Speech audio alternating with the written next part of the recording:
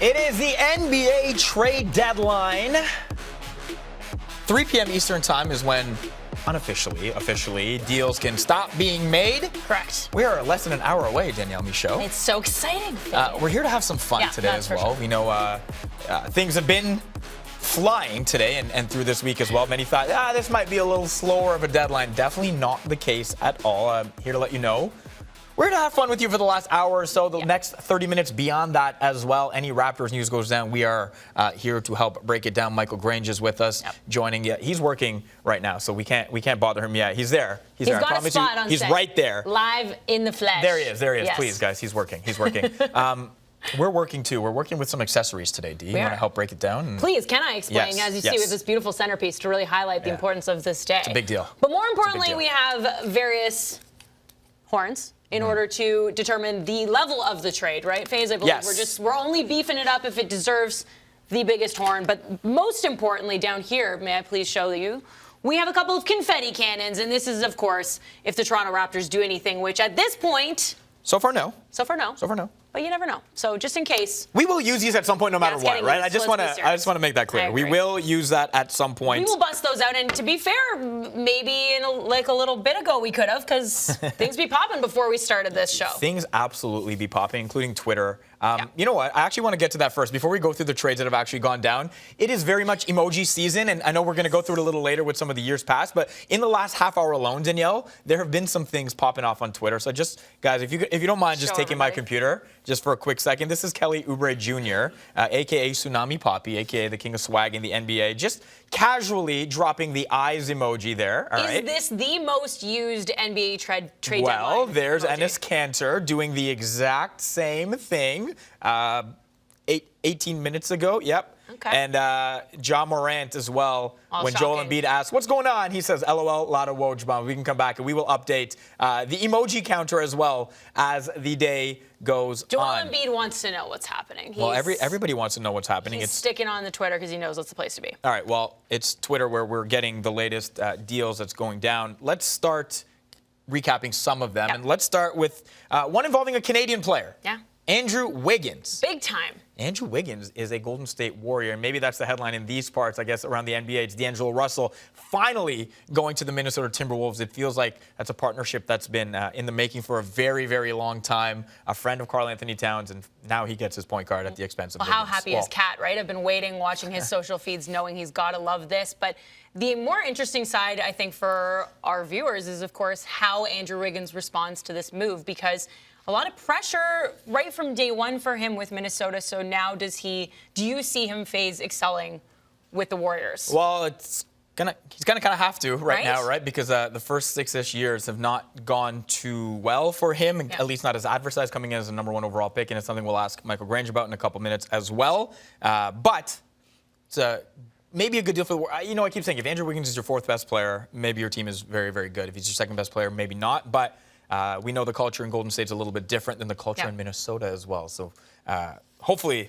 for their sake and for his sake, he figures it out there. You wonder if Russell will be the not the savior per se, but what the mix needs in Minnesota? Because it feels like there's a lot there. I mean, again, look, Minnesota's not very great. No. I don't know the last time they've won a basketball game, to be honest with you. And if this makes Karl Anthony Towns happy, I guess maybe, but lose Jimmy Butler, lose Andrew Wiggins in the last year plus, I don't know if you're going to get better, to be honest with you. No. And they traded Jeff Teague. And pretty impressive that Minnesota was able to get rid of that Wiggins contract, though, in general, they're attaching a first to it. They're attaching a second to it as well. I honestly thought, again, that was relatively cheap for a contract like Wiggins, but if Golden State believes they can get a good basketball player out of him, they're probably happy with that too. All right, it started this week with a 4-team blockbuster that involved 12 players.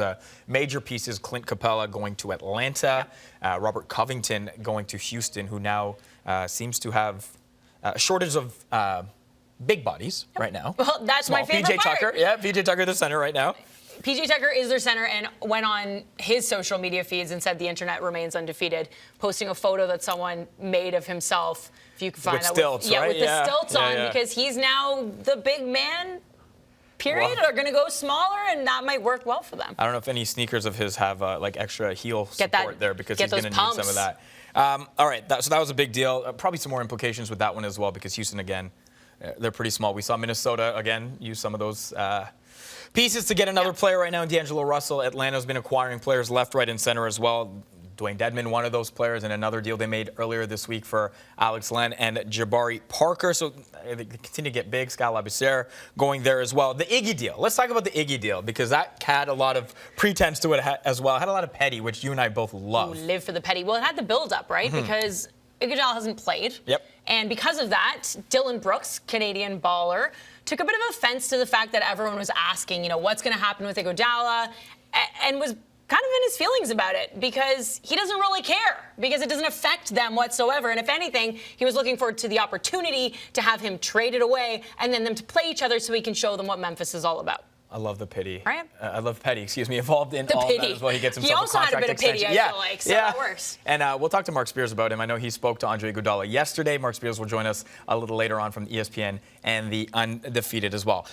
Trades have been made, but players still available as well, Danielle. Correct. Should we take it to the big board? To the big very board. official big board? You can imagine how, we're talking big bucks here, okay? Yeah. So we put some of the names on the board, but huge production value in all this as well.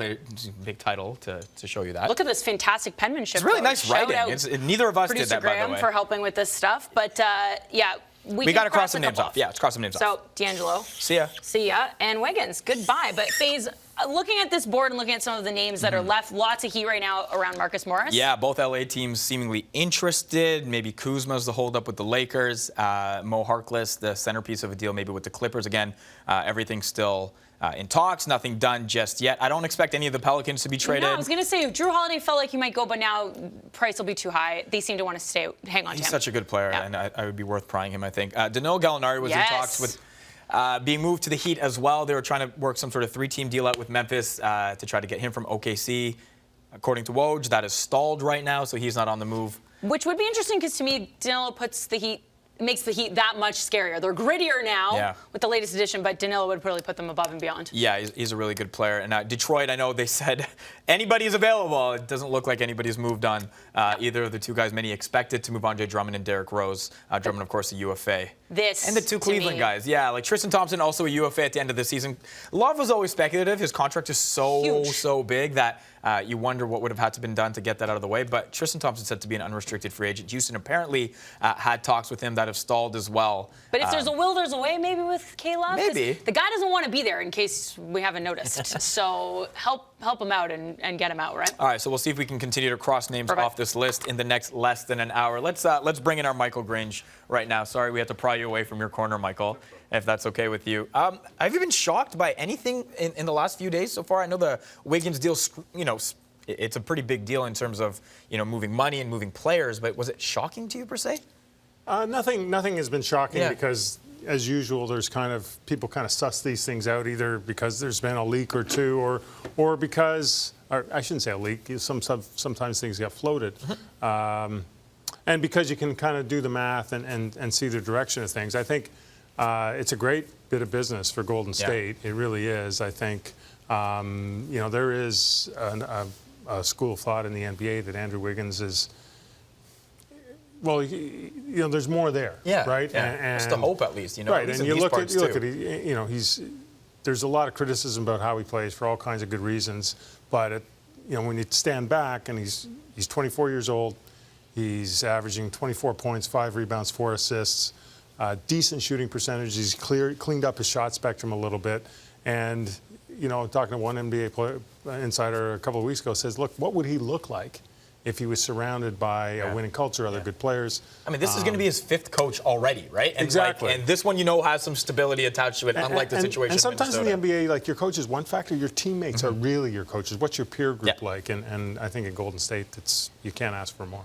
From the Raptors' perspective, you tweeted out last night, you don't think there's going to be much action. Is that still a belief of yours as we get 51 minutes or so away from the deadline? It was as of 49 minutes ago, the last time I talked to somebody there. So they don't have anything going. And the reasons there are, as everyone's kind of come to expect. To get these deals, as you look at the deals that are getting done, sometimes you need that bad contract. You need that, $15 or $18 million, a James Johnson or Dion Waiters, somebody who's not really part of your rotation, and you can add that, slap a pick or two on there, and maybe, that's who you attach a young, cheap player to, and that gets a deal done. You look at the Raptors roster. we might have said Norm Powell was that guy at one point this season, but right now you'd be trading for a guy like Norm Powell, right? Like that's the kind of production you want. So I just don't see that they have the resources to make a deal. I hate that I'm doing this, but there's a deal in the works right now. I gotta do it. Go for it. Just don't. There we go. Just don't ask me to do it. No, I'm not going to ask you to do it. We put them there, but you shun them away. Shams Charania reporting the Knicks are finalizing a deal to send Marcus Morris to the Clippers for Mo Harkless and other assets. Side's still working on exact additional players and picks. When we read this report of maybe an hour ago or so, it looked like Canadian Mafiando Kabengele was going to be one of the players going to the Knicks the other way. Excellent pronunciation. Do that one again. Mafiando Kabengele. Very good. Very good. Nice. In that sense, I mean, Marcus Morris was a guy that was coveted from a couple of the bigger teams, Clippers and Lakers amongst them. I don't know how the Clippers still have assets to deal, given everything they did deal for Paul George, but this is certainly a move that makes them better. Oh, it's a big upgrade. I mean, you kind of look at who was available or in theory available, and by the way, you might be able to connect this to the move that was made by the Knicks in getting rid of Steve Mills just 2 days ago, because I think that signaled to the league they were open for business. And Marcus Morris is a big upgrade on Mo Harkless. I mean, he's shot well over 40% from three on high volume the past 2 years. Tough guy, veteran, respected, decent defender. Yeah. That's a problem. And I think most significantly, maybe he's going to the Clippers, not to the Lakers. Not to the Lakers, from the Clippers' point of view, right? Like that's part of the math too. I mean, we know their window is now, right? Like they've made all these moves to win in the next couple of years. Both those teams are, and so it's about getting you better, but making sure you're the guy across the arena doesn't get better. And as it relates to Kabengele, I mean, a completely under the radar Canadian player who I think has tremendous upside. He's been a player of the week, if not the month, in the G League already a couple of times. A big guy can. He's a guy Doc Rivers praised in limited minutes. He had some good, kind words to have. He's going to be a good NBA shooter. Wonderful kid, and gets to team up with R.J. Barrett in New York. I think that's a great pickup. And Ignas Brazdeikis as well. Maybe if you're looking for a second team. You know what, Raptors fans, you can't cheer for the Knicks. You know that already. Speaking of the Raptors, let's take a look at the standings right now, Michael. And we know some teams in and around the East have done some small moves right now. Nothing significant, at least as it pertains to the teams in the same division. Philadelphia adding to their bench yesterday. We'll see what that does for them. The Miami move is pretty big. And again, we're going to hear from Michael Grange throughout the next 47 minutes and 30 minutes after that as well. Right now, he's been sent back to his corner, Danielle. That's not in a bad way, in a good way. He was very good. So he gets light right now. It was good. It was really good. We take a look. And I know, Danielle, you spent a lot of time, covering the Raptors and in and around them and the room. And there's something to be said about chemistry as well, right? Like a lot of the players they all just really like each other, I may be there more than the average, but it doesn't take someone to be around it to see it and to feel that it's really real. And I got a chance to sit down with Pascal Siakam the other day, and he was telling me that it's the authenticity of it. Like they really are. They call each other brothers. When Kyle Lowry refers to him as my beloved, he means it because they love each other. They spend a ton of time together outside of playing, and it's real. And because of that, it takes them that next level, right? It's something different that you can't fake that kind of chemistry and you can't build that kind of trust without it being that authentic way. Well, let's hear from some of those Raptors. Like you said, you sat down with Kyle Lowry, you sat down with Pascal Siakam, you sat down with Nick Nurse ahead of their All-Star festivities in a couple weeks in Chicago. Let's hear a bit from those interviews. The best years of the Toronto Raptors are directly linked to Kyle Lowry. Six-time All-Star, greatest Raptor of all time. Kyle Lowry, just a winner in every sense. Okay, Kyle, six-time All-Star. I imagine it can't lose the shine, but how does this one feel? Oh, it was cool, man. For us to be able to be in this position, to have our coaches there, to have a starter, and then have a reserve from a team that was supposed to not be good, which is, I don't know how people get things that they say, but everyone has their own opinion. It makes it even better. It makes the shine even shinier. So for us to have this opportunity, it's awesome, man. With the departure of Kawhi Leonard, it left open a big hole to fill. And Pascal Siakam has done an amazing job. He has taken his game to a whole nother level. He is a superstar in our league right now. So you check off championship, you check off All-Star starter. What's Pascal's next big goal? I hate, just the goal thing. I just want to continue to get better. To be honest with you, I strongly believe that if I continue to get better and I continue to work on something to improve my game, like the rest is gonna come. Like who knows, MVP or whatever the case might be. But for me, it's just understanding that every day I come in and work hard, and the rest is gonna take care of itself. Canada, the NBA title is yours. The Toronto Raptors, NBA champions. Last year, your team is known contenders. You go and you win the championship. And yet, there's still skeptics going into this year, despite the fact you're on pace the exact same as you were last year. Does that make you feel like you have more to prove because of that? I don't know about that. One of the nice things, I think, for me anyway this year, is I don't really think about that title much or where we were or whatever. I'm just trying to get this group of guys to be as good as they can be, maybe even better than they think they can be. Pascal's a better version of himself. Fred's a better version of himself. Norm's a better, you can look across. OG's come to life here this year and have a much better year. And the good thing is the ceiling's still up there a little bit for all these guys. So I don't really care about all that. Whatever, where they picked us to start, everybody threw in the towel because Kawhi didn't come back, all that kind of stuff. Don't really think about it as a chip on our shoulders. I don't really like to live that way. We don't have to prove anybody wrong. We just got to prove ourselves right. Simple as that. Prove ourselves right. Yeah, and they've been doing just that. Yeah, they're all on the same page about that. It was cool to talk to them ahead of going to Chicago. Obviously, Pascal over the moon. And just as he was about to come in to chat with me, it got announced that he was going to enter the skills comp. So it was hot off the press when I talked to him about it. Yeah, and P skills is how he wants to be referred. Spicy P is passé. He likes P skills better. And in this particular instance, it works perfectly. But I asked him if there's any part of the skills comp that he's worried about. And he kind of thought, I wonder. And I said that half-court pass always seems to get everyone. You got to pass that long pass. And he goes, yeah, that one for sure will be an issue because everyone rips on me for never passing the ball. So I might have to work on that a little bit going in. Well, I can't wait to see the full piece. Yeah, I imagine you would have got a lot out of them. Dee, I need you to grab a horn. Oh, yay. Oh, my Yep, goodness. that one. Yep. Okay, this guy? Give it a blow. Yeah, that's pretty obnoxious. Oh, I was ready.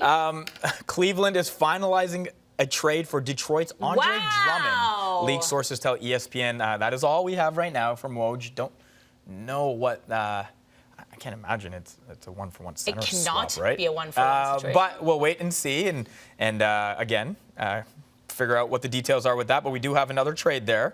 And I find that so interesting since it seemed like Drummond was going to stay put. So it's got to be something big for the return. That's a weird one in my opinion. Can I go to the big board? Yeah, let's go to the big board. You have to. You have to. You have to. We've got two new ones here, so. One new one. No. Oh, yeah. Come on, Faze, I'm on top of it. There's too many Morrises. See, Morris and Andre Drummond gone, which we got that. Do you think they'll move?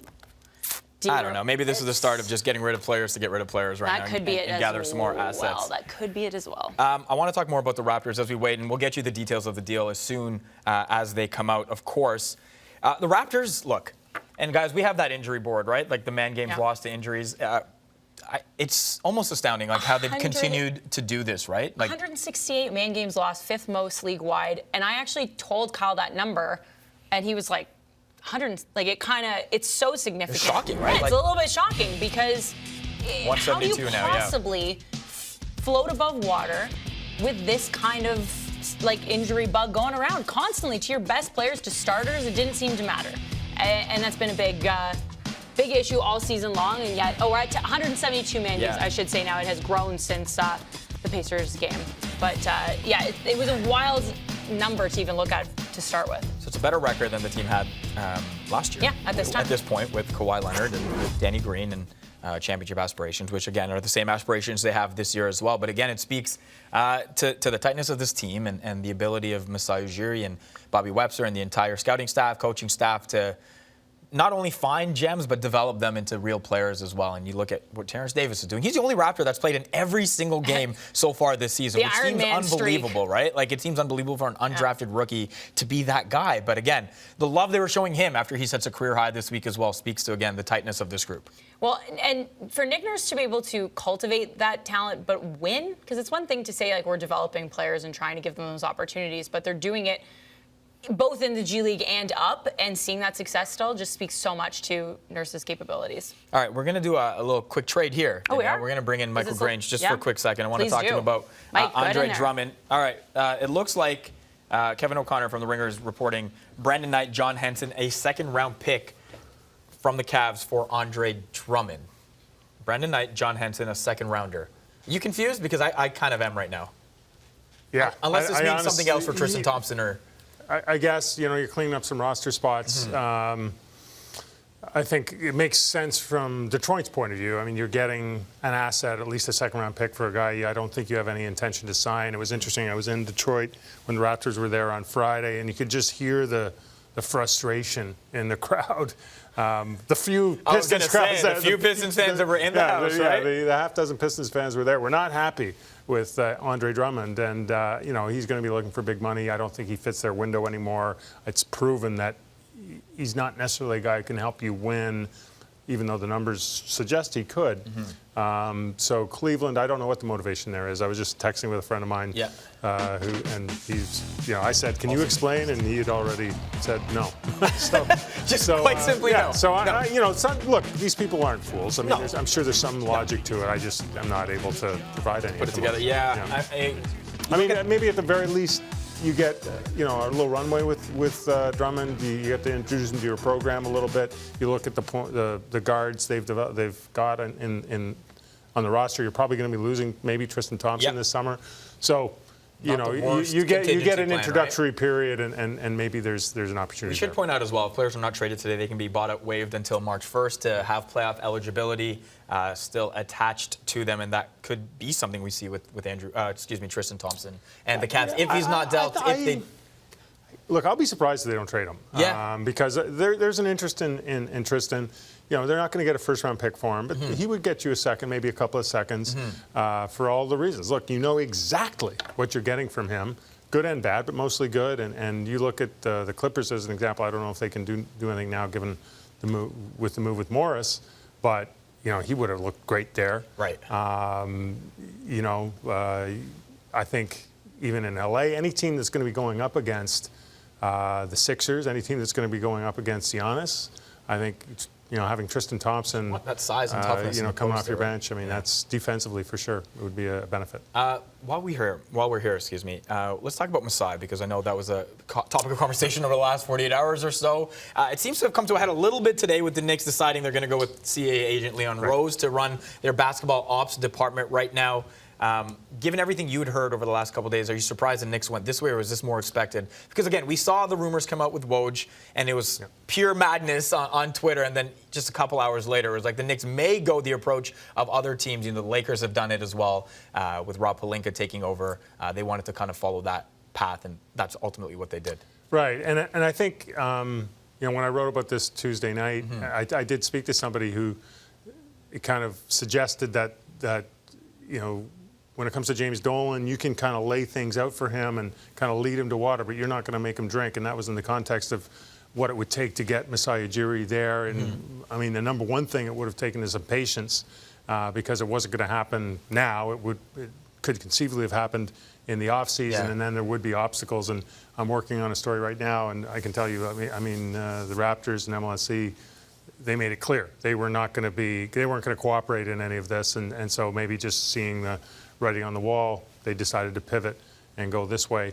But I think there's still some loose ends around Masai Ujiri's situation. That opt-out is something that'll let a lot of people learn. I'm not so clear on that right now. I think I'm going to back off that a little bit. Though it was reported by some pretty good people. But I can tell you that there is not an extension. There is not an urgency on Masai Ujiri's part to sign an extension.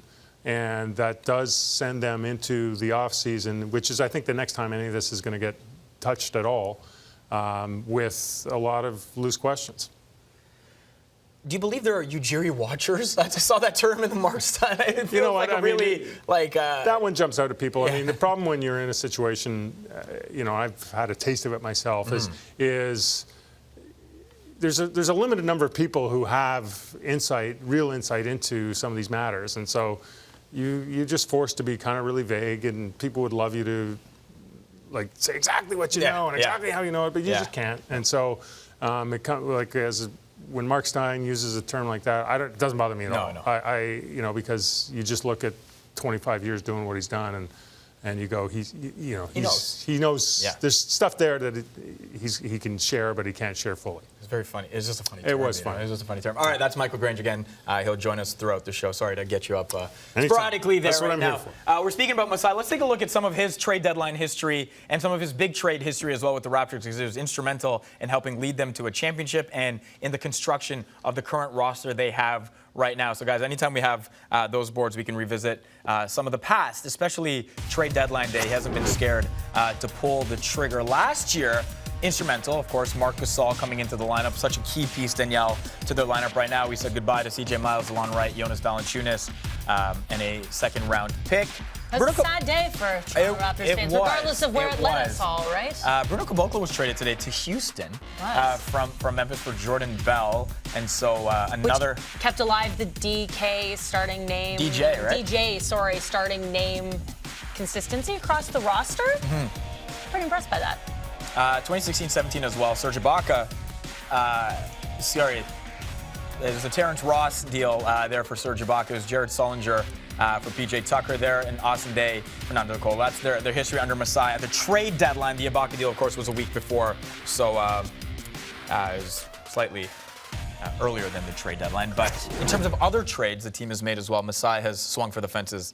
One stands out to me. I feel like Which I remember one particular one involving dreads. Like DeMar or something. Yeah. Is that it? Kawhi Leonard? Yeah, I think that was some sort of move that was made that ended up bringing up, and you mentioned Masai watchers, and I kind of I love this word, that it's just people who are obsessing over Masai, and the Twitter mentions were flowing with people going like, how are we, if he leaves, what's going to happen? What are we going to do? And I feel like we've done this before, haven't we? Where you're like, if DeMar leaves, what's going to happen? What are we going to do? And like, we'll be okay. Like, it'll be okay. I think that Masai Ujiri, if he leaves, is for a damn good reason. I don't just see Masai picking up and leaving something he's built up to a championship contender for no reason. Do you have the small horn, Danielle? Oh, yes, I do. This guy? Yeah, just tout that quickly. Oh, God, you got it. That's all I got. There's some sound there. Hold on. That was weak sauce. It sounds sad. This is almost like a negative trade. Hit me. Just from Woj, Minnesota's joined the Miami-Memphis deal, the Andre Iguodala one. Gorgui Dieng for James Johnson. That's the swap there. So James Johnson doesn't get reunited with JV in Memphis. He is now going to Minnesota as well. If they need someone to fight, he's good. And hard-nosed, tough guy. You want to try it again? No, that's all it deserves. That's what I was going to point out. I don't think it needs to be more than that. Sorry. All right. Again, Marc Spears from ESPN and The Undefeated will join us in a few minutes as well. Anyone else off our big board there? No. No, we're still good. No, we still good. Still slow, no movement now at this point. But I feel like as we get closer, what are we? How many minutes? That's 32 minutes left. And we're getting there. It'll get closer because I think that's when if there are any big moves left to be made, it always seems to trickle in right at the end just to keep us on our toes. By the way, guys, of course, it seems like it's been nonstop for the first half hour here just with stuff. So if you have comments and questions, please, youtube.com, the link that you're watching on YouTube, feel free to drop some questions in there. We're going to try to get to them. If you have questions for Michael Grange as well, when we bring him in, we can allude to some of those. If you have some on Twitter, feel free to @ either of us. We'll try our hardest to get in whatever we can through the next half an hour here and 30 minutes post as well. Because that's one part of the NBA trade deadline that I love the most is the social chatter, and you and I have gone back and forth about it because the players are so active on social media, and they're not afraid to speak their mind about whether it be themselves or trades. You brought up the Marc Gasol trade, and I remember he had tweeted a picture of a video of Freddie Mercury like in the back warming up his vocals, and he's like, just me at home waiting to see what's happening. Just chilling, right? Just kind of doing my thing. So yeah, there's a history of amazing tweets.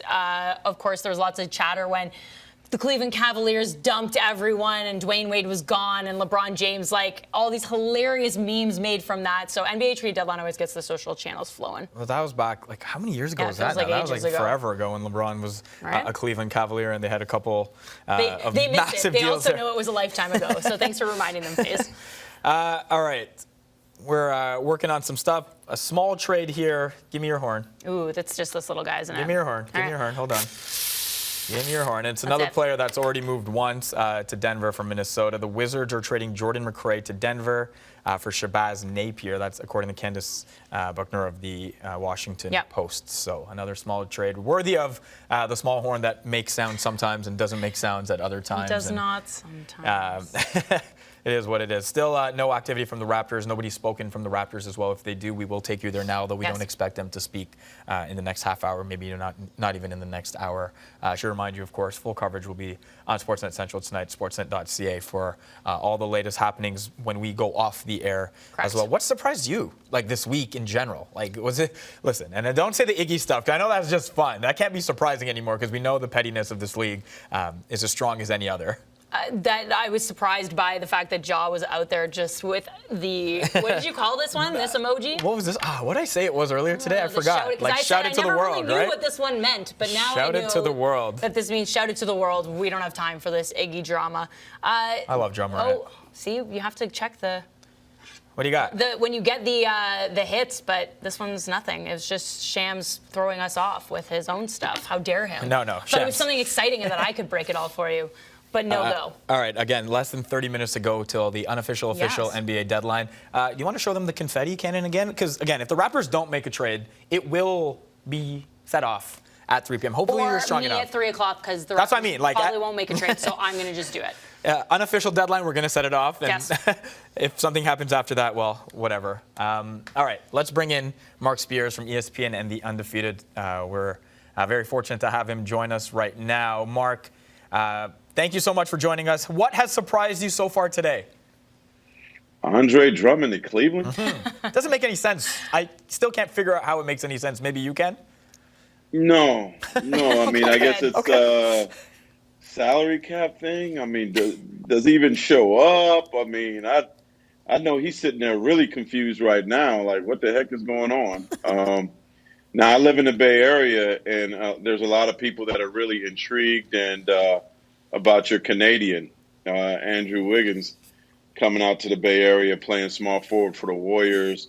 I think it's going to be a blessing in disguise for him. But that was a surprise. But I got to say, Drummond is very confusing. Well, there's a belief, and let's go to the Wiggins one, because that one makes a little bit more basketball sense. There's a belief that if Wiggins can't figure it out in Golden State, maybe it's time to stop hoping he does. Is that fair to say, or is it still a little too early given the history he's had in Minnesota and that culture there? You know what? It's the last part you said. It's the culture. Who have they had really to mentor him to get him there? I guess, he played with Garnett maybe for a little bit. But with Draymond Green, with Steph, with Clay, with the championship culture, this is probably going to be the best thing that's ever happened to his career. I think he'll flourish there. The pressure isn't there. He doesn't have to lead him in scoring. He doesn't even have to be the second guy to lead him in scoring. He doesn't have to be Kevin Durant. I think he has to be Harrison Barnes, if that makes sense. If he could be a solid 18-point-per-game scorer, which I know he could be, 16 to 18, defend, rebound, maybe play some point forward. When this team gets healthy, he perhaps could be that piece that gets him back to championship contention. But, as I said, it's not on him.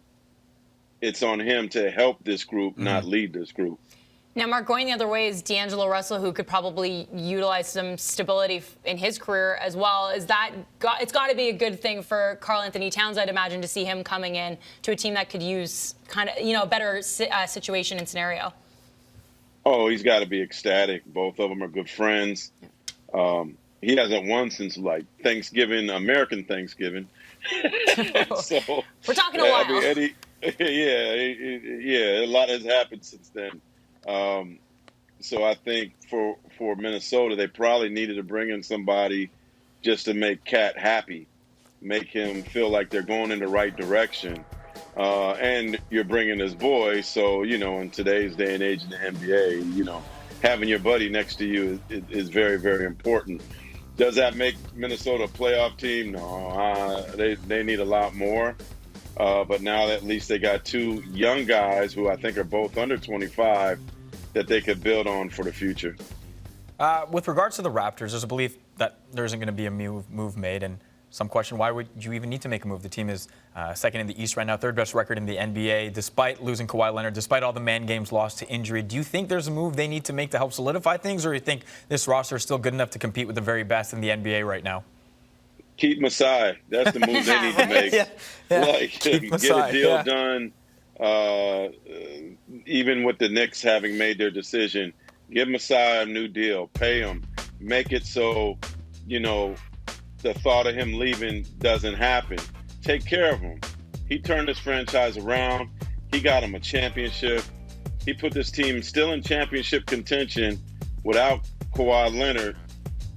Take care of him, man. Let's make it where any talk to him doesn't exist anymore, because financially he's taken care of for a long time. So that's, to me, the thing that they need to take care of.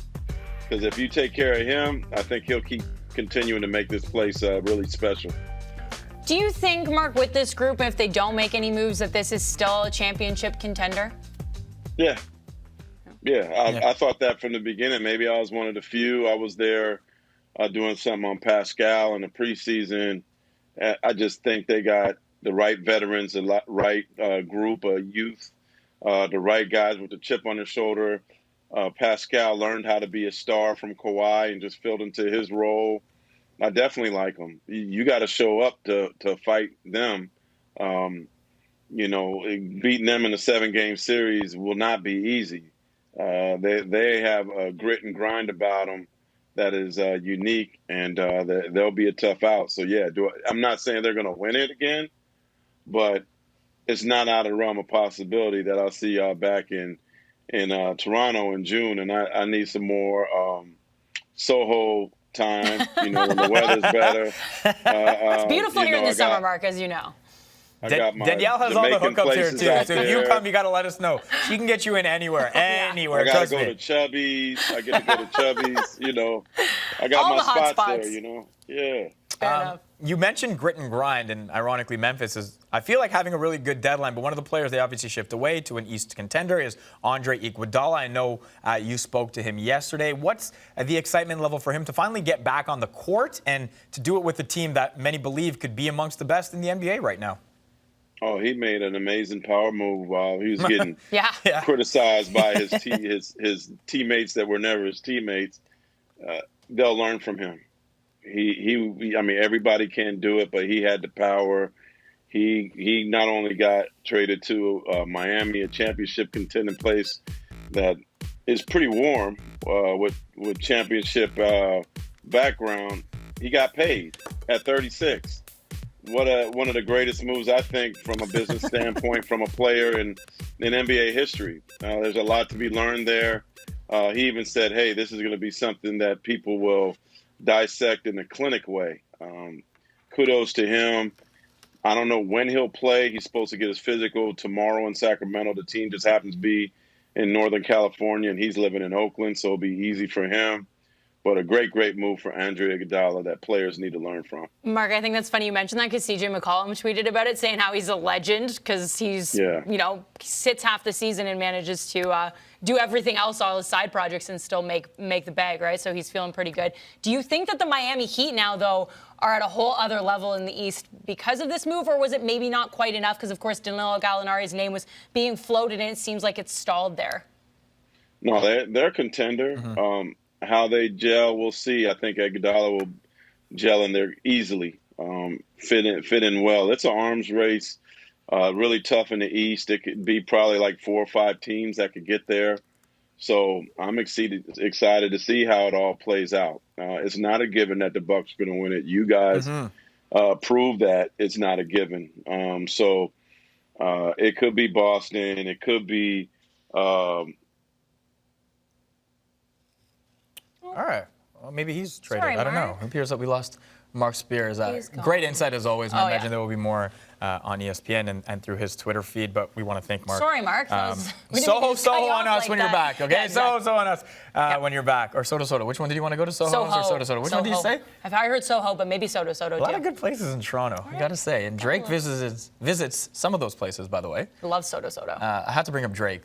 Just because I feel like I had to at some point. How have we even made it to 20 minutes left in the show? Because there's real things happening, Danielle. There's real things happening. Once. There's real things happening. We're going to hope over the next 4-ish minutes or so, nothing happens because we have a second part of a feature we aired earlier this year. And I spent a lot of time with the Raptors at Media Day, doing a whole bunch of stuff with them. And part of what I hoped to get out of them was completing Drake lyrics with me. And some obliged in a fun way, some obliged, but in a less fun way.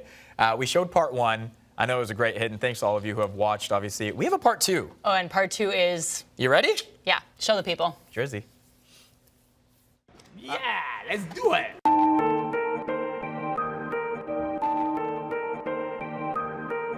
How well do you know Drake lyrics? We're getting you guys to finish the Drake lyric. I'm gonna start them, and you're gonna finish them. Okay, I'm not good at it. No, we want easy here. That means they're not, but I hear you. Come on. Yeah. You used to call me on my cell phone. When you need my love. Late night when you need some love. Need my love, but we'll give it to you. Check. Late night when you need my love. Bam! You used to call me on my cell phone. Sure, what about it? So, should we give it to him? We'll give it to him. Check. You used to call me on my cell phone. Late night when you need my love. I know the song. I mean, I heard of the song. That's okay. Okay, we'll move on. It's a lot of bad things that they wish and they wish and they wish and they wish and they wish on me. Yeah. Hey. Hey. She say, do you love me? I tell her only partly. I only love my... Party? I only love my bed, I'm sorry. Flip him, but... I only love my bed and my mama, I'm sorry. I only love my bed and my mama, I'm sorry. They're chirping you in the back there. I only love my bed and my mama, I'm sorry. Yes. She said, do you love me? I tell her only partly. I only love my bed and my mama, I'm sorry. I think they laughing at your singing. That's okay, man. At least I'm singing. Yeah. You're just talking, but that's okay. You said finish the lyric. You didn't say that's sing true. the lyric. You want to sing the lyric? No. So look me in my eyes. If you let me, here's what I do. No, you got to sing it. If you let me, here's what I do. I'll take care of you. You didn't need me to sing that, you know. No, I didn't know. I'll take care of you. I'll take care of you. If you let me, here's what I'll do. I'll... What you gonna do, man? If you let me, here's what I'll do. I'll take care of you. Oh, man, I don't like that drink, man. This one came out after you guys won the championship, so maybe you know this, all right? Maybe. Got Lil Max with me, he the wave. It's a big gap between us in the game.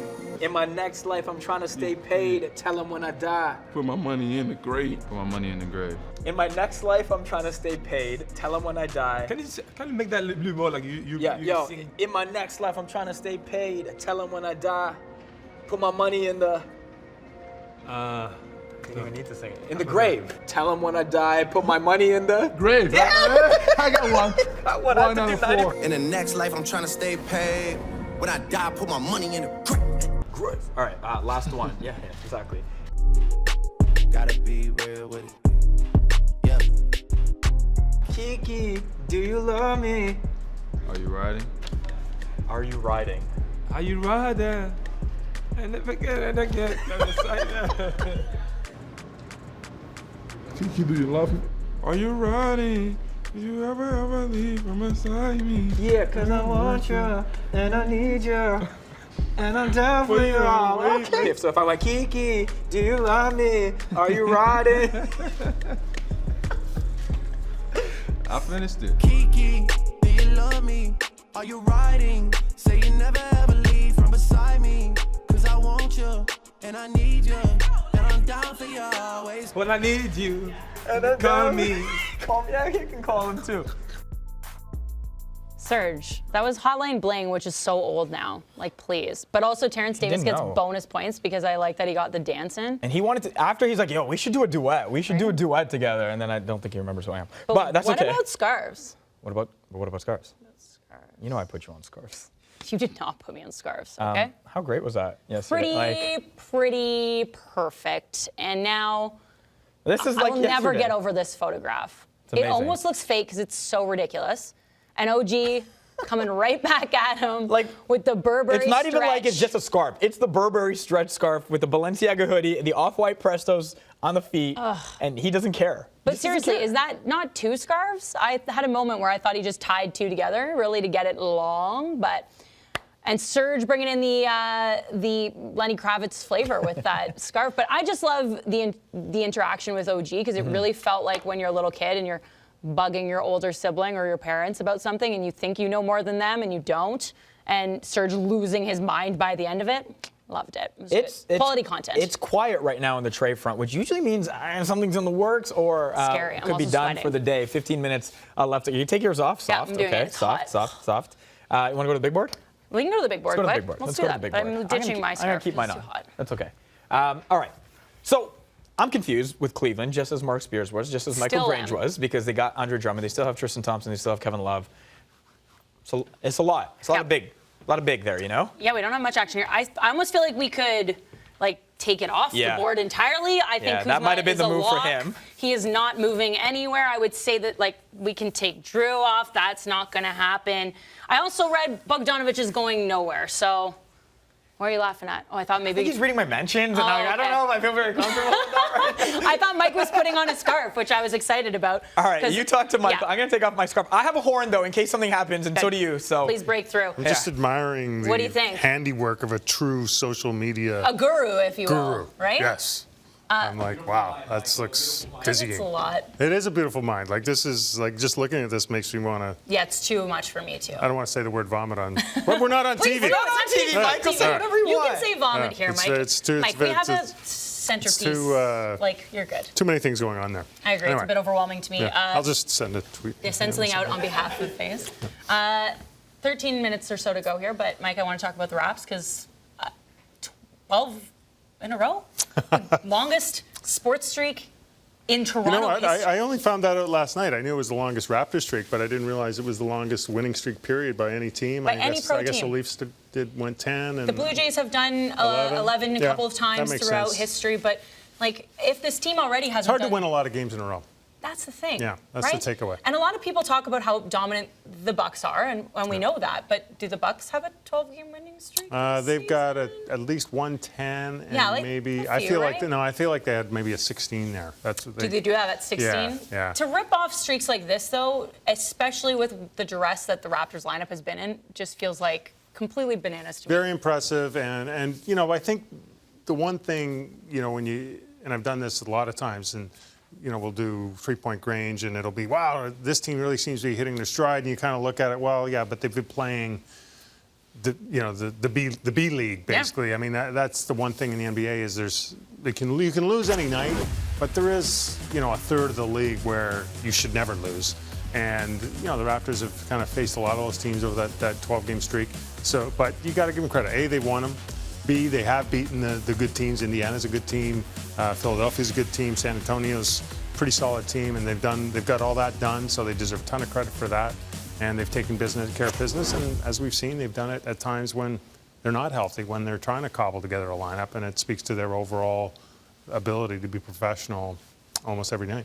With what we've seen in terms of trades amongst teams in the East, not a whole lot of action. Philly added a few more bodies to try to help that lineup. But right now, how do you feel like the Raps stack up across the Eastern Conference? I think they're kind of where they were before today started. I will say this. I think Miami adding who did they add again?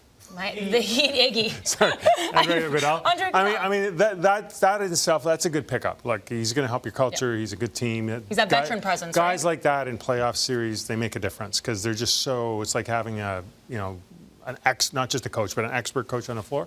And this seems to have gone a bit cold. If they add Gallinari, that would make me worried because right now Miami is a very, very good team, but the game plan is going to be obvious. It's going to be you throw everything you have at Jimmy Butler and you wait and see if Tyler Hero can beat you. And that's a lot to ask of a lot of young players. But if you add that next playmaking, scoring threat, then it gets a little harder to sort of load up on one guy. And so that's the move that would concern me the most. I read a really great article in The Athletic saying how the Raptors are a bunch of PGPs, pretty good players, and the idea that maybe a bunch of pretty good players could get the job done. We haven't seen that since the Detroit Pistons back in the day. Right. Do you think that this group of pretty good players is enough without that guy, right? Because there is no quote-unquote that guy.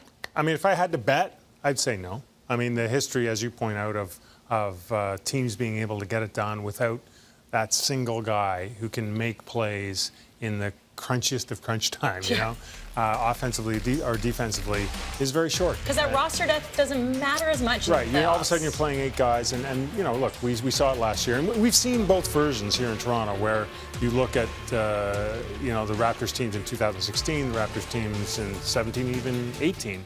Those are excellent teams, 56, 59 wins. I mean, these are elite NBA teams with experience, playoff experience, chemistry, and you know, you run into that one team that has that one guy, and it gets hard. And it even gets hard sometimes because you know, even to get into that second and third round gets hard. So I think that's sort of where the Raptors are. The one thing I would say is they have a lot more experience.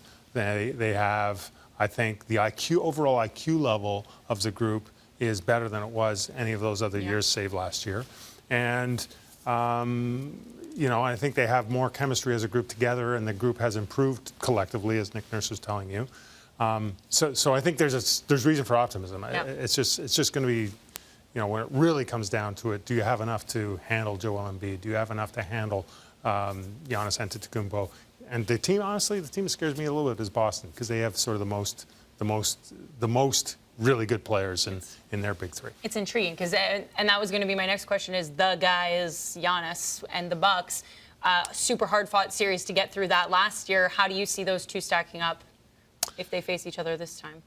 Well, you don't have Kawhi Leonard as your ace in the hole to throw at Giannis. Yeah. And that was really, I mean, there was a lot of things that turned that series. That was one of them. It's critical. But that said, you have the game plan. You still have, you do have bodies you can throw that way. And you know, the Bucks, as great as they are, they don't really get the respect because people think that they can be game planned for as they were last year. They're on pace for 70 wins, and people are still kind of suggesting that there's a way they can get knocked off, and the Raptors have done it. How aggressively can Nick Nurse and co get in Giannis's ear in Chicago? That's my next question. Yeah. We'll see. Right in there, just a couple of sneak a little note or something. Get in line. Get in line. Because exactly. the one thing you got to notice about Miami in the moves they've made is they've been very explicit about maintaining contract flexibility, so that you know, they're the ones that can get into that mix too. So it's going to be. Everyone's thinking the same thing. Everyone's on the same page. Okay, thank you, Mike. We're going to send you back to the corner of shame for a little bit, and then we'll bring you back. I'm comfortable there. Yeah, it's a happy place. We got the Eastern Conference standings up for you to take a look at them. There is Toronto sitting in second in the East. They are riding a 12-game win streak. It's crazy. Yesterday was like, come on. Blowing my mind. Yes, and I have to admit that Faizal and I were at an event last night, the Conn Smythe dinner. It was absolutely excellent in support of Easter Seals Foundation. Yeah. And we were definitely scrolling on our phone, super rude, because we were trying to. My dad texted and said, don't worry about missing the Raps or the Leafs. I was PVRing them. Don't even worry, though. It's fine. They're both down pretty big. And it's like, all right, whatever. Like, it's got to end sometimes, right? The Raptors flip the script towards the end, bring off a huge run. Serge hits a shot for the first time, feels like all game long, and boom, 12 games. Like, we're refreshing our Sportsnet app, and we see it change from 118, 116 to 118, 119. We're like, nothing's more thrilling than scrolling like this. Yes. So it's cool. What do we at? 7 minutes left. We have okay. Do you have the small horn? Yeah. Small horn. This guy? Okay. Yep. I need you to. It doesn't make noise. It does make noise. Mine is faulty. Thank you. Oh, I see it. Philadelphia has traded James Ennis to the Magic for a second-round pick. That's worthy of just that. You know what? Not even worthy of sound. We're at that point You're right. in the day. Let's recap some of what's gone down in this day and over this week as we have, look at that, 6.5 minutes left to go to the unofficial, official NBA trade deadline. You ready? Ready. Where do you want to start? Want to go start on Tuesday? Let's start on Tuesday because that was the biggest 12-player deal. 12-player deal. Teams. 4 teams involved in that one. Key pieces, Robert Covington going to the Houston Rockets. Atlanta getting Clint Capella from Houston. Denver getting a couple pieces. They traded them. Minnesota getting a couple pieces. They traded them as well. A couple pieces moving around all over the place. It really was the start of what was a crazy last 72 or so hours, D. Yeah, and how happy was Houston to get the 3-and-D from Covington? And I feel like Covington was someone that a lot of teams had circled to try to look at acquiring, so that kind of changed the board for everyone going into it. I think Trae Young is going to like Clint Capella. I would agree with that. That team is going to be... Little pick-and-roll action, perhaps? We know they've been, Atlanta at least, they were the sexy pick this year. Maybe they can creep up on a bunch of teams. It hasn't gone that way so far. I think Clint Capella, a pure center, big man, like good rim protector, really efficient. Like he's going to help Trae Young quite a bit. And for Houston, look, I get their logic, right? They want the space open for Russell Westbrook and for James Harden, and so they'll get some of that as well. We have some sort of horn action here. Okay, yeah, you pick the horn, and I'll pull it up. I didn't read it enough to know. You tell me. I got you. Yeah, you got to make it. You pick the horn. I think it's fine either way. Give me a second. It's just a little more detail on the Marcus Morris when deal. there are multiple lines, it's a bit much. Okay. The Clippers, Knicks, and Wizards have agreed to a 3-team trade that'll land Marcus Morris and Isaiah Thomas to the Clippers. Okay. League sources tell ESPN Jerome Robinson will join the Wizards, Mo Harkless, and a 2020 first-round pick to the Knicks. So maybe Mafiendo Kabengele is not going the other way to the Knicks right now. Although, again, still, we know things have trickled in beyond just the initial reports as we've seen the 4-player trade turned into a 12-player trade, as we just talked about on Tuesday as well. So that looks to be the framework, at least the key players moving around in this deal as well. A pretty significant one for the Clippers. Hey, listen, Isaiah Thomas is not the worst as well coming off the bench. We know he's had some playoff moments in Boston under some very, very tough circumstances. And so I imagine anytime you can add more depth and more scoring, it's never really a bad thing. Beyond the big old splash of the 12-player trade, today we had a big one in terms of if you're a Canadian basketball aficionado, which I would assume most of the viewers watching are. I hope you are. That being Andrew Wiggins. He gone. He gone. Bye-bye, Minnie. And again, from a basketball perspective, maybe more about D'Angelo Russell finally landing in Minnesota after maybe they thought they were going to get him in free agency a year ago. Instead, it took a little bit longer. It took a max contract from another team. It took them moving a couple other pieces, including former #1 overall pick Andrew Wiggins, a first-round pick that's 1 to 3 protected in 2021, then unprotected in 2022. So Minnesota's hoping they're good by then. I still don't know. My face is that awkward Andrew Wiggins smile to that question, but and so Wiggins owed a whole lot of money, so the fact they were able to make that work. I like what Marc Spears said, and it's something I talked about as well. If Wiggins is your first best player, I don't know if it's problematic. Yes. At least the Wiggins we've seen for the last 6 years, that's probably problematic. Yeah. If he's playing with Clay and Steph, two guys have been through everything and more in the NBA. They've won everything and more. They've overcome a lot as well. And they're very fun people to be around, it seems, as teammates, although that's just from the outside. I don't have any insight on that as well. It'd be nice to see him figure it out, right? Like, figure it out. Him to. Yeah, he's got that big contract, that very scrutinized contract from almost the day he signed it. And we've seen glimpses, we've seen shades. He started this year really, really hot, then got injured and came back, was struggling a little bit more, as well as, just the Minnesota problem that comes with playing as a member of the Timberwolves. Pretty toxic over there, but yeah, the environment's not great. Yeah, I got to stay up late though if you want to watch him in Toronto at least. But the West Coast, you can get a glimpse of Andrew Wiggins with the Warriors. It's a pretty big deal. Like, that's a former #1 pick, D'Angelo Russell, #2 pick, and they're swapping places right now. And Minnesota's hoping for next year, if add a couple players, there's a nucleus there. Golden State's hoping when their nucleus of Clay and Steph come back, Wiggins can complement them really well. So it's hard to say it's like necessarily a toxic situation. It is a bit of a toxic situation. And Marc brought it up, is that Andre Iguodala getting a lot of heat from his Memphis Grizzlies teammates, despite the fact he hasn't played at all.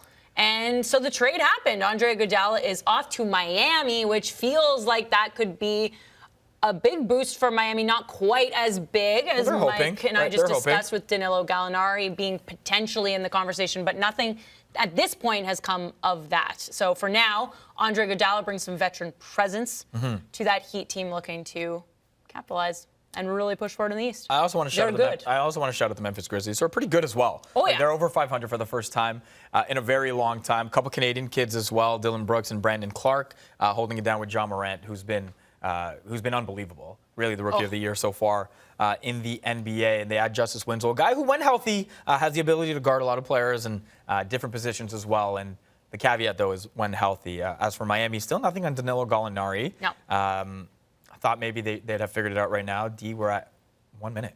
Whoa. 1 minute till the unofficial official. Okay, you have 1 minute then to tell me, Faze, if there was another minor, smaller move that maybe caught your eye? Or that didn't happen that you thought would?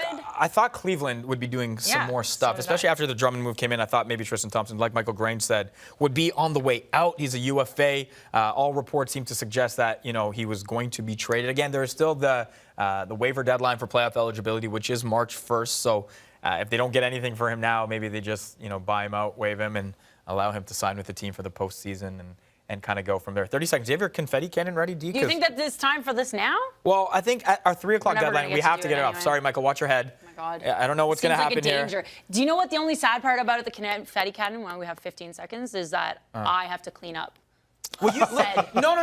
You said it seems like a sexuals issue. No. You said no. If we get confetti cannons, I promise I'll clean it up. Michael Grange has to clean it up. 5 seconds. 5 seconds. 1. Woo! Okay, that was perfect. That's pretty good. That was perfect. Oh, that's a lot. It was actually really loud. And now Are there any tweets in I there? immensely regret what I did. It's beautiful. Well, the Raptors weren't going to trade anyone, so... That's a lot, D. Oh, my God, I should start now. Mike, you should sub in so I can start cleaning. But we reached the deadline. We're here. We did it, everybody. Yep. And now you're stuck with us for 30 minutes more as we discuss. Here, let's get Michael Grange. Grange. You don't have to clean up, but let's bring in Michael Grange just to evaluate the day. We should, again, say deals do trickle in after the deadline. We've seen it in the past, significant ones as well. But I'll ask you the same thing she asked me. What really, what stood out to you over the last couple hours? What team got significantly better? I guess I would have to say Miami. Miami, yeah. Hard not to look at the Clippers, right? So they would be the two. I mean, they both were able to add veteran guys who can really play, and but no blockbusters. I don't think there's. I guess I would put these trades both in the category of what the Raptors did last year with Marc Gasol, and that you're getting veteran, high IQ, experienced guys. Certainly in Iguodala's category. Maybe not to the level of Marc Gasol where you're getting a starter and all of that, but those would be the two teams, and otherwise a lot of kind of finagling. A lot of finagling. It was a lot of finagling. That's maybe the right word to use. A lot of finagling. How good is Miami? And again, a lot of people I think were surprised. They just added Jimmy Butler, and I know a lot of their young rookies and Bam Adebayo is taking a leap, and they feel legit. And I don't know if Andre Iguodala helps that or not, but even before that, they felt like a legit team. Yeah, I think they're good. Yeah, and they're obviously well coached. And the one thing, Jimmy Butler, we get distracted by some of his antics based on, things we hear off court, etc. But the guy is a baller. He's a very unselfish player, right? And he's proving it this year again. Then you got Bam Adebayo, who's a baller and also very unselfish. Nearly 5 assists a game out of your center spot. And what do you add in? Well, you look at Andre Iguodala. I was just looking up his numbers in the playoffs last year per 36. 12 points, 5 rebounds, 5 assists. The 5 assists is the number that really jumps out, right? And so that's, you're adding to an existing culture there. He's going to be a seamless fit. So sometimes a little move like that, as we've seen, as with Marc Gasol, the numbers. Well, what does the box score mean? But you're kind of you're contributing to the whole in a way that builds momentum in a direction already going. So I think Miami's going to be happy with that move. He's also an incredibly smart player, a very respected player, obviously, in the locker room. I know the antics in Memphis aside, it feels like there was a mutual benefit, I think, from Memphis' perspective and his perspective not to be there. Look, I don't begrudge Dylan Brooks or John Morant. No. They're doing their thing. They got their pride, right? I get it. But they'll understand. If they're lucky to be in the league 16, 17, 18 years, what this was all about. There's no shame on Andre Iguodala whatsoever.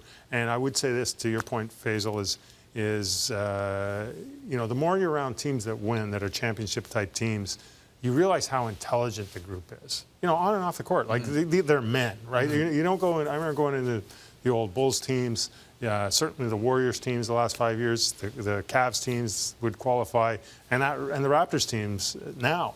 You walk into that room, they're grown-ups, they're intelligent. Yeah. They're not distracted by anything off court. That's all settled, handled. Their contracts, they get it, and they're just focused on the task at hand. And that's where Andre Iguodala again fits in. And and don't forget the guys that moved out, right? Guys who maybe aren't, like James Johnson, Dion Waiters. Look, there's some. The track record there isn't perfect, so I think Miami is going to be happy with what they got done. Philly made a small move. Alex Burke, John Robinson's a third. I mean, look, we know they've had their issues with their starting lineup. The spacing is really difficult sometimes to find with Embiid, Simmons, and Al Horford, all big bodies that occupy a lot of space down low at times. It would have been a shock to see any of those guys move at all, but did you maybe think just maybe they would try to maybe deal one of them, or it would have been way too irrational, way too presumptuous to do Philly that? Stubs its toe again this year, I do think there's going to be some big moves, right? I mean, there's probably a coaching change, and you may or may not, have them commit to, is it going to be Team Joel or is it going to be Team Ben Simmons?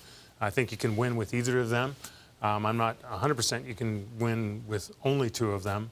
But, adding the guys they added, it's just a little bit more shooting, and that's what they need more than anything else. And just kind of just get out of the way, and if you're open, bang it, and, let the big boys do their work. For people that were maybe thinking DeMar DeRozan was going to be dealt, Chris Haynes tweeting out the Spurs informed him he will not be moved. That's really not surprising either. He's had, although maybe it is. Again, he's had a pretty good last 30-ish games or so, and it's really impressive to see. He's had a great year. Yeah, and defensively, he'll always leave you wanting a little bit, but his performance this season certainly since LaMarcus Aldridge has been lifted and they've kind of cleared out the paint for DeMar has been spectacular. And listen, look, I mean, they're not going to kick away a 22 straight season playoff streak, right? So, and I think people did inquire about LaMarcus Aldridge. They did inquire about DeMar DeRozan, but, I think at one day the Spurs will probably regret not ever rebuilding. But in the meantime, 22 years to push that to 23, I mean, that's, you don't want to waste that. Those fans can look up at 5 banners as well and be like, all right, maybe it was worth it, maybe it was worth it. I just want to stick with the East for a couple more seconds here. With regards to the Raptors, we know Milwaukee is Milwaukee, and it seems like they're leagues above the rest of the NBA right now, at least regular season-wise. Danielle's stopped cleaning up, by the way. I know. It's not aesthetically pleasing for her to come in here and clean while the cameras are there. It's got a little pouty face going on. You should just keep doing this while we're talking, Dee. Come on. I'm actually only just staring at the floor, hoping it'll I fully do agree that Faizal making you clean up is very sexy. I didn't make her. Very sexy. How dare them? Oh, very sexy. I can't believe they make me Faizal, well-known. Do you want to come in here? You want to well-known misogynist. Under these conditions, Sub in. Here, Dee, trade me for actually, you. I would you like talk to sub Michael in, Grange. because I want to ask I'm going to go through the camera with this Swiffer we talked about and the do Raptors. this. Let's go. Marc said when we spoke with Marc, I don't know if you heard him say about Masai, give him Marc Gasol? No, not Marc Gasol. When he was doing the Marc, Drake lyrics? Marc Spears. Marc Spears. Okay. Talked about give Masai that contract. I was listening to an older clip with Larry Tannenbaum being like, we're all very comfortable. Like, he knows we want him here. He wants to be here. How far does that olive branch extend to being like, yes, we've discussed that we love being here, but when do you have to, put money on paper and say, Masai, we need you in Toronto? The sooner the better, but because at this point, do you wait till the summer? I don't think it's a case where they're like holding out on Masai, and I think at this point, from Masai Ujiri's point of view, what's the rush, right? What's the rush? The longer this kind of goes along, the more people get a little uncomfortable, the better for him. I can promise you this: we aren't going to hear about this again until the end of the season. It will be job number 1 in the off season. And, I'm not going to say Masai Ujiri's not going to be back with the Toronto Raptors, but I think it's be foolish for anyone to, say, well, of course he'll be back. I mean, this guy's a really ambitious guy. He's got, he doesn't see things in an NBA standpoint. He sees things in a broader picture, and so he looks at maybe different variables than your average sports executive. And only 20 years ago, this guy was literally sleeping on people's couches. Yeah, it's wild. Working for nothing, and he's now the most coveted, arguably, executive in the game and one of the most respected in sports. He's got a profile, I think, internationally. Yep. So. He's that dream big. Yeah, Giants no, of Africa I mean, look, right? it's. I think from MLSC's point of view, to the extent they could have headed this off.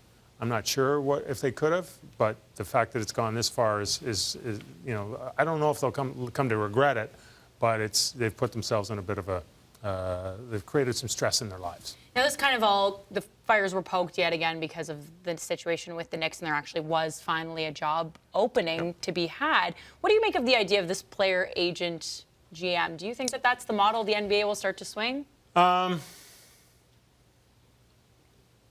It could work. I mean, these guys are smart guys, and Leon Rose is, you got to be on your game to be as successful as he's been, the clients he's been able to attract, as long as he's been at the top. Yeah. So, you don't sell him short, okay? So if there's a way for it to get it done, I'm sure Leon Rose will find it. I would say this, good teams, culture does matter in the NBA. And success, the little wins around the margins, really matter in an NBA. So if the James Dolan's expectation is, hey, I'm going to get Leon Rose because he's got this relationship with this the player, we're going to get those two guys and we're set. No, that's not how it goes. I mean, you know, there's lots of evidence of having a couple or two elite players, but it's about finding your Fred VanVleet. It's about finding your second or third, you know, these guys who are playing on undervalued contracts, and finding guys who are willing to sacrifice, right? And so can Leon Rose build that culture from scratch? Because there's none there in the Knicks, and there haven't been for a long time. If he can, sure. But, I mean, the guy we have in Toronto's proven to be able to do it. I might have waited to see if I could have pried him. Fair enough. Thank you very much, Michael Grange. If you would like to do the other confetti cannon, since now FaZe is in charge. Nope. Plus, I don't want, you know. I don't want to clean it up. I just don't think it's right. You heard it here first. You But, know? Mike, you're done for the day. Thank you for all your insight. We greatly appreciate it. Thanks, guys. We're looking forward to the next story, Mike. This is the for Michael Grange. That's for Michael Grange. Shout out. Thanks, Michael. MG. Back to the big board where we still have no. This was a name. And is Leon Rose, not Derrick Rose, that got more play today, I think. And that, you know, again, I don't know what Detroit's doing. They don't know what they're doing. Correct. And I sometimes feel for Dwayne Casey there. Because, again, that team is poorly constructed, not doing anything. And he didn't go anywhere, and I'm confused as to why. Okay, then I'd like to add a question mark here as well, because it seemed like there was so much action on this for 2 days. Deals may trickle in, and we may look really dumb for suggesting these guys are not going to get moved at all, but hey, we're here for that. It's okay. This needs this guy. Is that a sad emote? Why? I just think Kevin Love's sad and would like to go somewhere else. But that's not going to happen because your contract is you know, here, hold on, give me a sec. rough. I'm going to go this then. Because he's making mad bank there. He's making money. And that can So he's not all the time make up for stuff, but he signed that big deal. And see you, Michael. Bye, Mike. Thanks again, man. This is true. All right, take care, man. Something else that we'd like to show you. Can I get a shot of the podium if possible, fellas? Because we wanted to let you guys know that the Toronto Raptors do have a podium set up because they are planning on speaking. There it be, ready for someone to come and take a seat. Yep. Who we are not sure yet. It was left quite. Ooh, it we was don't know. very Is it Bobby? open-ended. Is it Masai? It could be almost anybody. So we'll see. If, Even you. Even you. No, probably not. And yeah, I don't think they'll have confetti cannons for that particular podium, but that's the plan. There will be someone to speak. And if before 3:30 someone sits at that podium to discuss today's news, we will bring it to you. There were a couple people I saw with this, and producer just told us in our ear. We should confirm. Seems like the Heat are done. So Gallinari not going to happen. Okay. Maybe if he's waived, if he's bought out. I don't know. Look, OKC is still in a spot where they're in a playoff position right now. They're having a really surprisingly good year on the heels of Chris Paul and Shai Gilgeous-Alexander doing their damn thing with the Thunder. And so I sometimes there's value in riding it out and not just taking a player or two because you have to, because a guy's an unrestricted free agent. Gallinari is a guy that can help them in the postseason as well. And Absolutely. They've been a fun team to watch, man. And so let's go. Looks like there was, confirmation no deals at the buzzer for the top two in the East. The Bucks and the Raps, sources are saying. Pulling up that Zach Lowe tweet right now. If you guys want to go to my laptop, you can read that one more time. Just to Zach Lowe, no deals at the buzzer for the two top teams in the East, the Bucks and the Raptors, as expected. FaZe, you and I both contributed to Sportsnet.ca discussing the first half of the Toronto Raptors season, and I believe you and I were of the same opinion that they should stand pat once trade deadline got here, correct? Yeah, like it just didn't really make sense.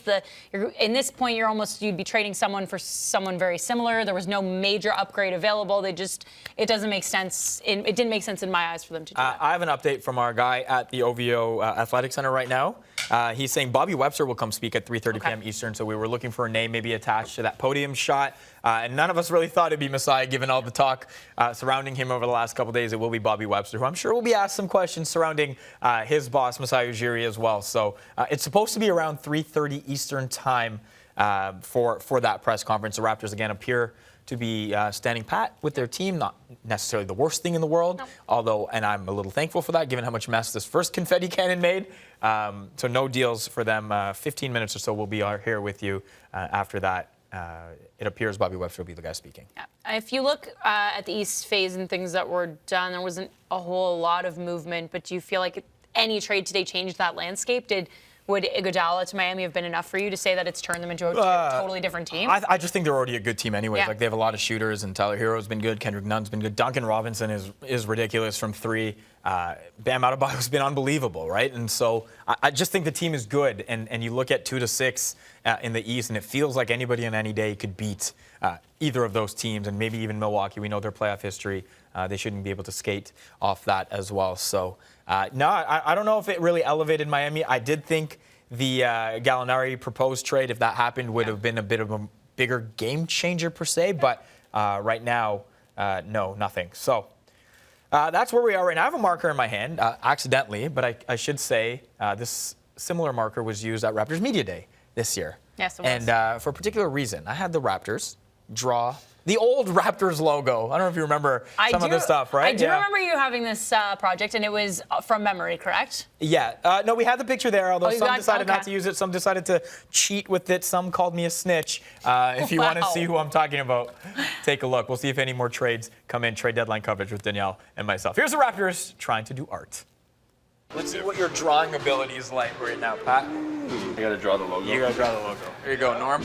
We have a different marker, or this one's cool? Is that gonna be up there the whole time? Yeah. You know what's going down now, right? Yeah, I'm ready for this. All right, come here. Let's get this going.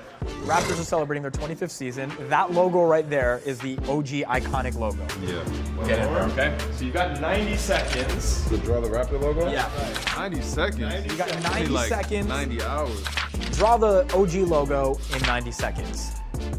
You have 90 seconds to draw that logo. I'll tell you when to start. So what am I drawing? The You're whole drawing thing? the OG logo as much as you The can. whole logo? Art was never my forte, but that's okay. I'm gonna give you my best effort. Mine's it's not gonna make sense. Okay, all right, let's do it. Yeah, now it's stressful. Now it's fourth quarter, game on the line. You ready? I'm gonna time you. Really? 3, 2, 1, go. Okay. I can't even do this, bro. It is not promising. I like this strategy. Going with the outline first. Brontosaurus right now. That's good. Still a dinosaur. Hey, this is sad, man. Oh, these guys cutting off his tail a little bit. You are 30 seconds in. You have 1 minute left.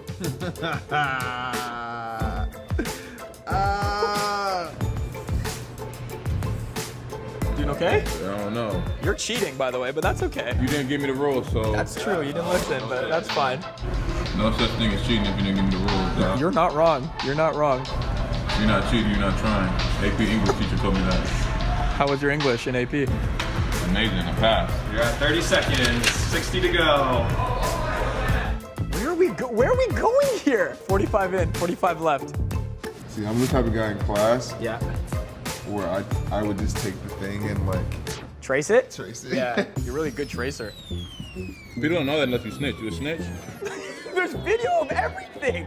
What do you mean am I snitching? They don't see me doing this, man. A little confused, but that's okay. It's pretty good. You have 10 seconds. Oh, wow. I feel like we might run out of time. That's his neck. Yep, good. 7, 6, 5. Where's his body? 4, 3, 2. Yo, pencils down. Pencils down. Show off your work to the camera, please. Show it off a little bit. He's got the R. So this is called R. Okay, smile to the camera. Show us your work. This is hard. You know, exactly. Do I get to say anything? Yes, but you can say whatever you want. This is my finished product in 90 seconds. I ran out of time. I'll be better next time, I promise. I'm the best artist on the team, for real. Yeah, which it shows too. Y'all put me on a time limit. It shows. What's up, bro? Beef? I'm standing here, bro. Stand. So, Picasso, you gotta see where my mind's at. I gave you the time to think about what's supposed to be there. You mean, you know, it's a natural draw, you know? Give it a smile. Give it a little. Come on, check me out. So when all else fails, bet on yourself. Not bad, not bad, not bad, not bad. There is no flex like drawing your own logo. Fred was like, I'm good. I'm just going to draw my own. Like, I feel like he needed to add #add to that then, Yeah, because maybe. it feels sus, you know? And now it just brings together that they are not the Raptors. They are art, obviously, with your piece. So it's all coming full circle here. Something else we wanted to shout out. Cause yeah, go for it. Big Canada basketball. The women are kicking off their Olympic qualifying adventure against Belgium. Yeah, they're dusting them right and now. they're dusting them. They're up 30-14 at last check. OVO jerseys. You saw those too, right? Like, And they look kind of I was fresh. going to They say look your kind of boy fresh. Drake showing that he's got a commitment to all things Canada basketball, not just the Raptors, but taking care of the women's team with some fresh new October's very own jerseys. It was part of the commitment he made when he paid for the sponsorship of the Athletic Center, where our cameras are right now. We're, of course, waiting for Bobby Webster, the GM of the Raptors, who's expected to speak around 3:30 p.m. Eastern time. But the commitment went beyond just the Raptors. It went to Canada basketball as well. And the jerseys look froosh, in your word. Froosh, definitely the frooshest. Love them. NBA players tweeting.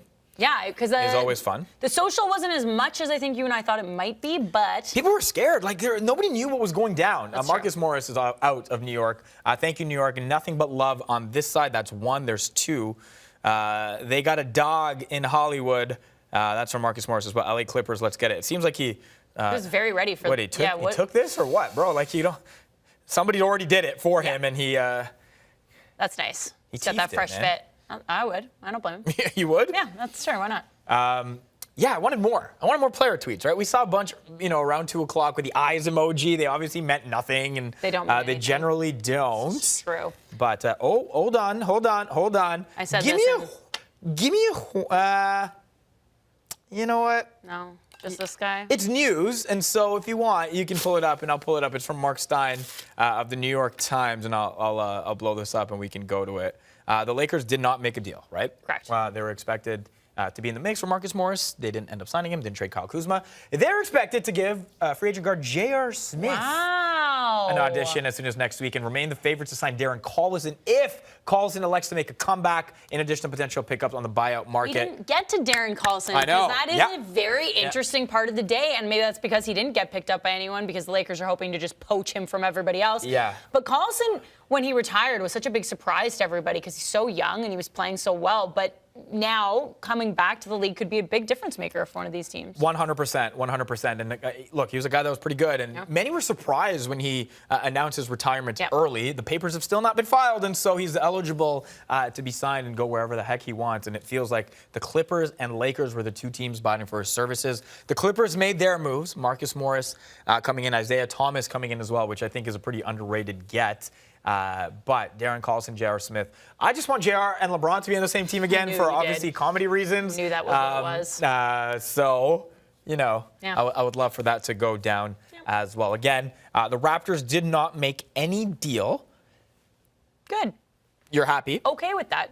It's hard to argue against it when you've won 12 straight games, right? I was curious if Raptors Twitter was going to be angry about this at all because it kind of feels like if you look at the East, no one really did anything major, so therefore it was all good that the Raps stood pat. You mentioned Canada basketball. They were up 30-14. Belgium, after that, went on a 9-0 run. Ooh. So it's 30-23 for Canada right now, I should say that.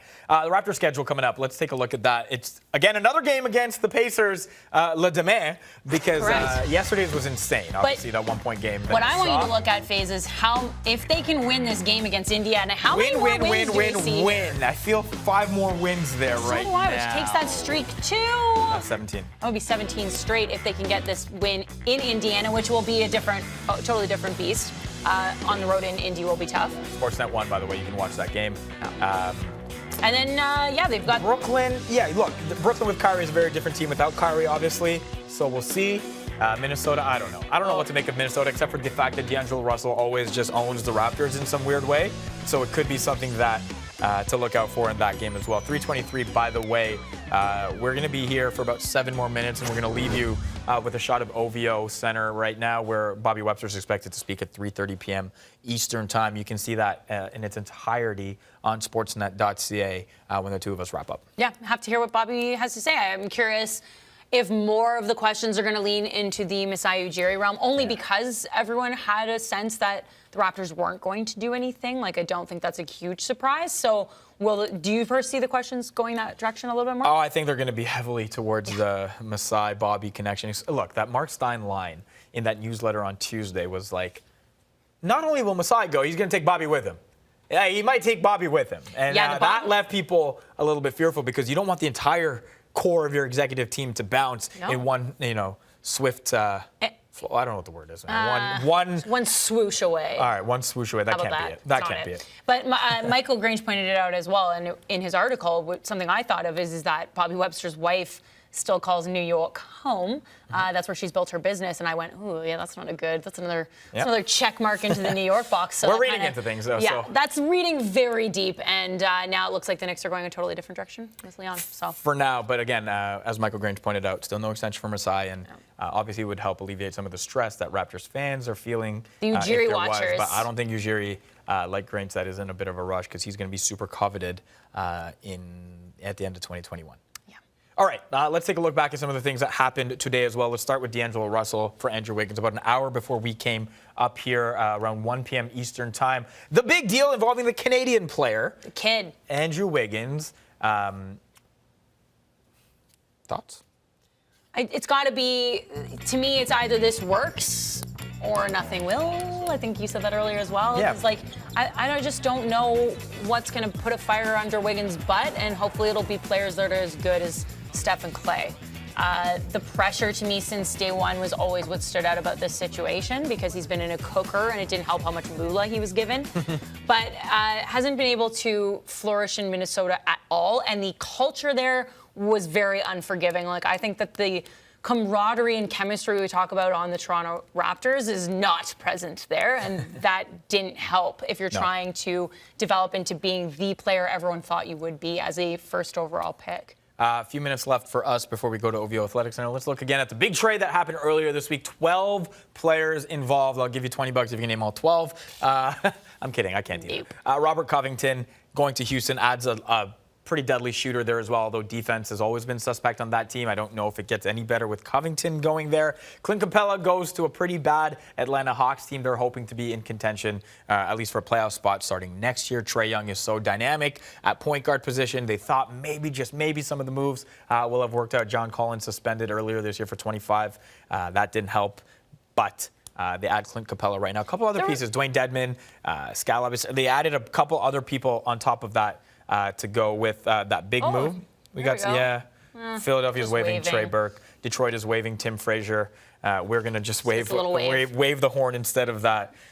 These are, of course, they have to get under a roster limit, and they've added a couple players. Philadelphia did. Detroit, I don't know what they did with the Andre Drummond deal, but we can pull that one up as well because he was a guy expected to move. Mike didn't know. Mark didn't know. Nobody knows. Nobody knows, especially because now they have Kevin Love, Tristan Thompson, and Andre Drummond all making mad bankas, and so I don't really understand. The extra large lineup. Yeah, well, extra large, not very good. Yeah. Tristan Thompson could be good, though. I like what Michael Grange said. He's a big bruiser that could come off the bench and help a playoff team in the postseason against some of those bigger bodies, especially if you go up against a Philadelphia with Joel Embiid and Al Horford, or obviously a Giannis-led Milwaukee Bucks team that's on fire right now. One thing I read about Capella that I really liked, I don't know if you saw this story, just to speak to the kind of character Capella has, because when he left, some of the beat reporters were pretty sad, and I guess Capella's the kind of guy that if you went up and wanted to bug him with a few questions, he made it very clear you're never bugging him, and he's happy to talk to you. And when you work in this industry, it's always a nice thing to hear that. He's willing to share his knowledge, so he will be missed.